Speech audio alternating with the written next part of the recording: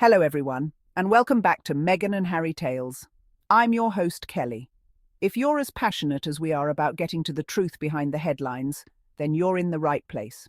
Here, we're committed to sharing the real stories behind Meghan and Harry's journey, exploring their challenges and achievements, and uncovering the motives of those who often criticize them in the media. If you're new here, or if you've been with us for a while, please make sure to hit that subscribe button and turn on notifications so you never miss an update. And for those of you who want to support us in sharing this content and growing our platform, consider contributing through Super Thanks. Every bit of support helps us continue to deliver the truth and build a community around respect, integrity, and positivity. Now let's dive in. Let's begin by discussing the latest comments from royal biographer Angela Levin. She recently appeared on GB News to share her perspective on Meghan's brand launch delays, portraying Meghan as someone with big ambitions, but without the follow-through to see things through to completion. Levin mentions Meghan's recent project, the American Riviera orchard venture, implying that it's indicative of Meghan's supposed tendency to begin initiatives only to abandon them part-way. To ensure everyone understands what was said, we're going to play the clip in full. Listening to Levin's words without any interruptions will give you a clear sense of the tone and narrative she's promoting. I suspect that because there is a lot of negative energy that surrounded them ever since they became a couple, and a lot of it is kind of targeted towards Meghan, but they're both just as bad as each other in my view. The toxic element of it, in many would say, is Meghan. It might be Harry. We don't know the couple. But on their own individually, one of them does well and the other one doesn't. And it's always Harry that does better on his own. And Meghan, so far as I can see, has done badly. Well, Meghan is somebody who, I do know Harry well, actually. So I do make judgments about him that I recognise from the facial expressions on. But anyway, I think he tries very hard with children. He knows he's very good with children and he knows what he wants to do. Whereas Meghan, she doesn't listen to people. She has people, but then she doesn't really listen to them. And she does all sorts of things of organising early and then leaving them. This is this terrible sort of American Riviera orchard, which was actually originally done in April. And we got no further. And that coincided with Prince William coming out to do something about Diana's awards. So you put two to do together. It might not have been that, but why on earth would you try and sell something that was nowhere near? You hadn't got the trademarks passed, you hadn't got things organised. It was sort of ridiculous. You just send 50 out to your friends and nobody's heard anything more. It won't till the spring because there's so many things she wants to do. So it's sort of getting excited about things but not actually going through them to the end. And also it did feel like the timings of these things were to coincide with something important happening in the royal family. With the cancer diagnosis and things like that, you would think as a mark of respect you might cut back on promoting financial things like American Riviera orchard and jams and dog biscuits and all the other stuff. You think, oh, hang on, members of my family are ill, they're suffering with cancer, Catherine and both the king, but yet that didn't really stall her at all. Not a good look at. Levin opens by describing Meghan's unfinished projects and highlights the trademark issues related to Meghan's American Riviera orchard. This isn't just casual criticism, it's carefully framed to insinuate that Meghan is scatterbrained and unprepared. But here's the truth.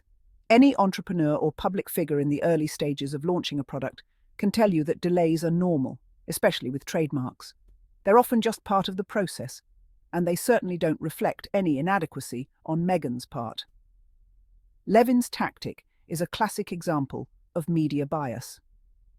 By portraying minor business delays as a failure or lack of focus, Levin is attempting to undermine Meghan's accomplishments. Meghan's track record, however, is strong. Her successes range from her collaboration with the Hub Community Kitchen for the charity cookbook that raised vital funds for disaster relief to her work with SmartWorks, an organisation that helps women prepare for job interviews. Meghan even released a children's book, The Bench, which has resonated with families worldwide. This isn't the profile of someone who doesn't finish what she starts. It's the profile of a woman who's made a genuine impact through well-thought-out initiatives. So let's be honest, framing her current projects as unfinished is a clear attempt to cast Meghan in a negative light, regardless of the truth. Angela Levin doesn't stop with these accusations. She goes a step further by hinting that the timing of Meghan's announcement for the Orchard project was a deliberate attempt to overshadow Prince William's appearance at the Diana Awards. This feeds right into a well-established media narrative of rivalry between Meghan and the royal family. But let's think critically. Does Meghan, who has her own life, family, and causes to focus on, really need to upstage anyone? If there's anything she and Harry have shown us in the past few years, it's that they are focused on paving their own path. Levin's speculation is nothing new. The British press has long pushed a narrative of conflict between Meghan and the rest of the royal family, especially William and Kate. This rivalry angle allows them to create a soap opera-like storyline that fuels public interest and clicks. But realistically, Meghan's and Harry's priorities are centered around their personal projects, family and philanthropic goals, not in one-upping their relatives. Next, Levin attempts to create drama around what she calls a twin-track approach, suggesting that Meghan and Harry's decision to make separate public appearances indicates trouble in their relationship. She hints that their solo engagements are evidence of professional and personal distance, painting it as a strategy designed to mask underlying issues. However, PR experts and even people close to the couple have provided a very different perspective. According to industry professionals like John Harrington, the separate appearances are strategic. They're aimed at allowing each Sussex to cultivate their own brand while working towards shared goals. Meghan, with her focus on female empowerment, social justice, and creative projects, appeals to a specific demographic, while Harry continues to focus on philanthropy and mental health awareness, as well as his work with organisations like Invictus. This strategy allows each to make an impact individually while aligning with their unique talents and interests. As a family, Meghan and Harry also remain dedicated to their children, which means one of them often stays home with Archie and Lilibet. Contrary to Levin's insinuations, this is a united, supportive approach that balances family life and professional ambitions, not a signal of discord. Angela Levin's commentary seems to overlook the numerous successes Meghan has achieved, preferring instead to suggest she's scattered and unreliable. Let's take a moment to highlight some of Meghan's accomplishments and why they're more significant than her critics would have you believe.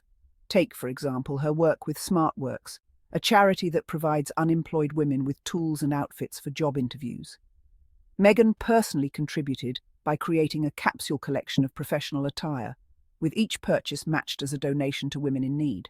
This initiative isn't just about clothes, it's about empowerment and dignity, giving women a boost of confidence during their job search. Similarly, Meghan's cookbook with the Hub Community Kitchen raised awareness and funds for families affected by the Grenfell Tower fire. The project showcased her commitment to community and solidarity, qualities rarely highlighted in tabloids. These are not the efforts of someone who lacks follow-through. They're the accomplishments of a person with a vision for meaningful, positive change. Levin finishes her analysis with the assertion that Meghan is excited but doesn't see things through to the end. This statement is not only dismissive, but flies in the face of Meghan's established history of dedication to her work. Meghan's initiatives are well-researched and purposeful, with each project carefully designed to have a lasting impact. Even in the face of relentless public scrutiny, Meghan continues to move forward and dedicate herself to the causes she's passionate about.